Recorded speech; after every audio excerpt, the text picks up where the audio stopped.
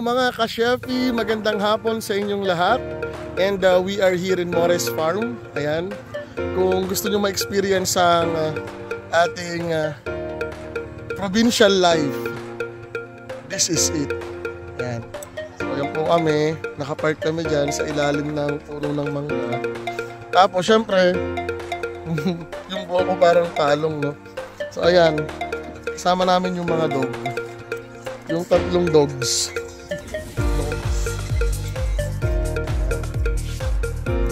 Kasama namin, ano to star-studded yung alis namin ngayon kasi mabibigat tong mga mga bisita ko today.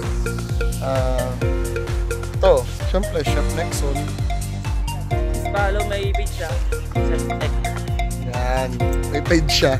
Tignan ko itong susunod, mabigat dito kung may page to. Si Chef KZ. Ayan, no? Follow po my page. Kuratong. Chef Kuratong. Chef Kuratong Baleleng. Meron kaming mga freshwater fish.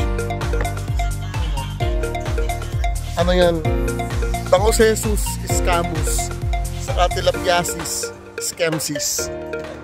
Ito kamatisesis. Ito, mabigat din to pero payat lang. Chef Jun. Yan siya. Follow my page, Bigat Tuturan, page 100. Yan. Siya ang in charge sa hotdog Ito pinakamabigat, hindi siya chef, pero barista siya. Sobrang bigat nito, pero madaling buhatin to. Ito. Ayan si Master Abeng. Follow my page. Just eat breakfast. Just eat breakfast. Just eat breakfast every day. Ito hindi din masyadong mabigat, pero mabigat yung isang part ng katawan nito. Sinasabi ko sa inyo. Ito na. Isa pang master ng coffee master natin, Chef Master.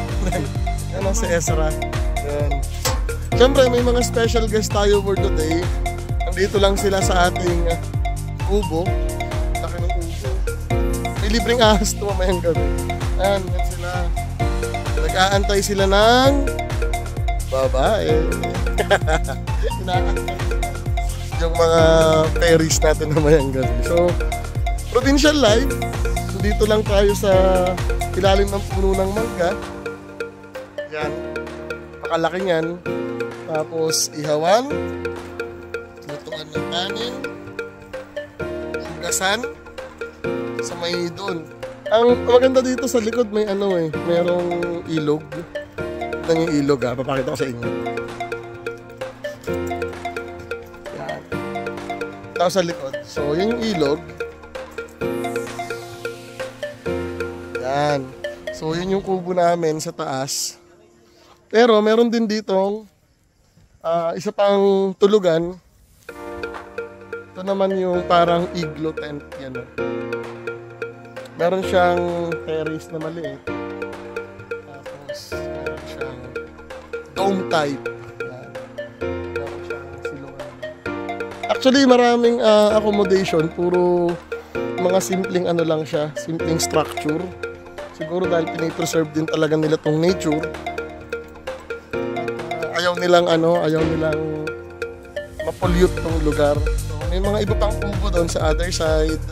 Sa another accommodation na dome type. Ganda ng mga pool.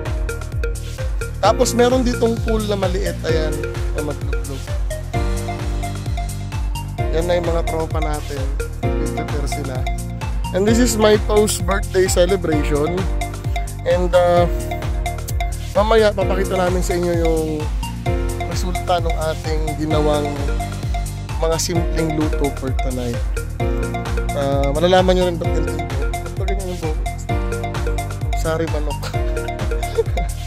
Sabi ni Abeng, sana daw lahat may buhok. Yan. So, they are busy preparing the food. Please, don't forget to subscribe, follow, and hit that bell button sa ating Chef Zack TV in YouTube. We'll be publishing some contents this week pertaining to food culture and religious restriction. As I've said, it will be in 2 weeks time from now. So by the time na napanood nyo to, tumatakbo na yung ating research for fusion cuisine and oriental cuisine. Meantime, let's take a break and just enjoy itong ating provincial life So sa mga gustong mag-camp dito sa Camp Morris, this is located in Lower Antipolo. I will be linking po the page where you can inquire dito sa campsite. This is not intended actually for parang happy session na maliligo kayo, magbabanding. This is perfect place if you want serenity, quiet and peaceful conversation with your friends, with your family. Napakasimple lang niya. So, ganyan lang siya. Sa ngayon kami lang ang nakabook, pero sabi nung caretaker kanina, during weekend, sobrang puno sila. Kaya, maswerte pa rin, at least weekdays. Kaya, kami lang ang nandito ngayon. Kompleto rin sila ng amenities. Meron dun sa taas, dun banda paakyat, andun yung store where you can buy groceries, kasama yung bigas, uling, yelo, alak, lahat. And they have clean toilets. Yan. Malapit lang sa namin, sa kubo. Andito yung toilet for shower and yung toilet mismo nila. Dun sa taas, may ginagawa pa under construction, mga A-house. And then, may isa pang dome type dito sa side. Ang laki nung area. This is perfect for team building sa mga big groups like siguro mga 100 packs. This can accommodate at least 100 packs for campers. They also offer bonfire at night. Kung gusto nyo may bonfire, request nyo lang. It's 100 pesos per bonfire. And yun na nga, we are preparing our food for later. And maya-maya po I will be back to show you how it's like to live here in our campsite ng gabi. So this is just part 1.